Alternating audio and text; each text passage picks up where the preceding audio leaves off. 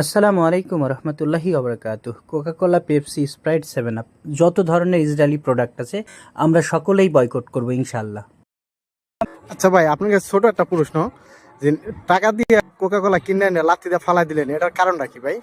কারণ হচ্ছে এই যে 7 আপ, কোকাকোলা, পেপসি এটা হচ্ছে ইসরায়েলের প্রোডাক্ট, ইসরায়েলের পণ্য। এটার ইনকামের একটা অংশ দিয়ে আমাদের মুসলমান ভাই বোন হত্যা করা হচ্ছে, তাই আমি প্রতিবাদমূলক এটাকে লাথি মারলাম। এই লাথিটা মূলত আমি কোককে মারিনি, ওদের কপালে, ওদের মুখে মেরেছি। আচ্ছা ভাই, বুঝলাম যে না, আপনি এটা ইসরায়েলের মুখে লাথি মারলেন, তো এই যে আপনি কোকা কোলা কিনলেন, এটার কারণে আর কি কোনো উপকার ফায়দা আসতেছে না? এই টাকাটা তো ইসরায়েলি পাইতাছে, এটার কারণে তো ইসরায়েলের লিগে আপনি আরো সহযোগিতা করলেন না? কি চমৎকার প্রশ্ন করেছেন আপনি।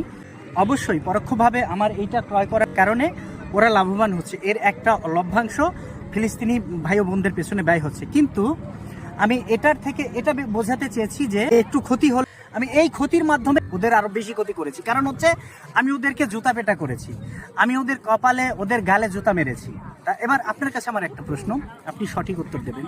আচ্ছা, আত্মসম্মান নিয়ে মৃত্যুবরণ করা সম্মানের, নাকি জুতা পেটা খেয়ে বেঁচে থাকা সম্মানের?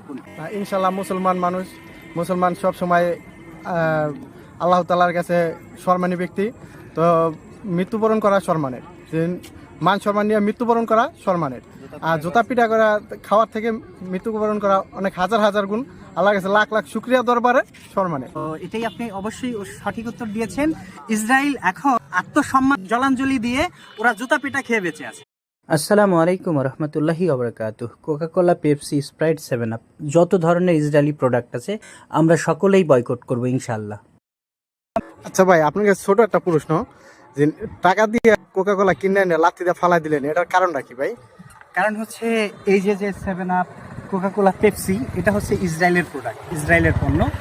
এটার ইনকামের একটা অংশ দিয়ে আমাদের মুসলমান ভাই বোন হত্যা করা হচ্ছে, তাই আমি প্রতিবাদমূলক এটাকে লাথি মারলাম। এই লাথিটা মূলত আমি কোককে মারিনি, ওদের কপালে, ওদের মুখে মেরেছি। আচ্ছা ভাই, বুঝলাম যে না, আপনি এটা ইসরায়েলের মুখে লাথি মারলেন, তো এই যে আপনি কোকা কোলা কিনলেন, এটার কারণে আর কি কোনো উপকার ফায়দা আসতেছে না? এই টাকাটা তো ইসরায়েলি পাইতাছে, এটার কারণে তো ইসরায়েলের লিগে আপনি আরো সহযোগিতা করলেন না? কি চমৎকার প্রশ্ন করেছেন আপনি। অবশ্যই পরোক্ষভাবে আমার এইটা ক্রয় করার কারণে ওরা লাভবান হচ্ছে, এর একটা লভ্যাংশ ফিলিস্তিনি ভাই ও বোনদের পেছনে ব্যয় হচ্ছে। কিন্তু আমি এটার থেকে এটা বোঝাতে চেয়েছি যে একটু ক্ষতি হল, আমি এই ক্ষতির মাধ্যমে ওদের আরো বেশি ক্ষতি করেছি। কারণ হচ্ছে আমি ওদেরকে জুতা পেটা করেছি, আমি ওদের কপালে, ওদের গালে জুতা মেরেছি। তা এবার আপনার কাছে আমার একটা প্রশ্ন, আপনি সঠিক উত্তর দেবেন। আচ্ছা, আত্মসম্মান নিয়ে মৃত্যুবরণ করা সম্মানের,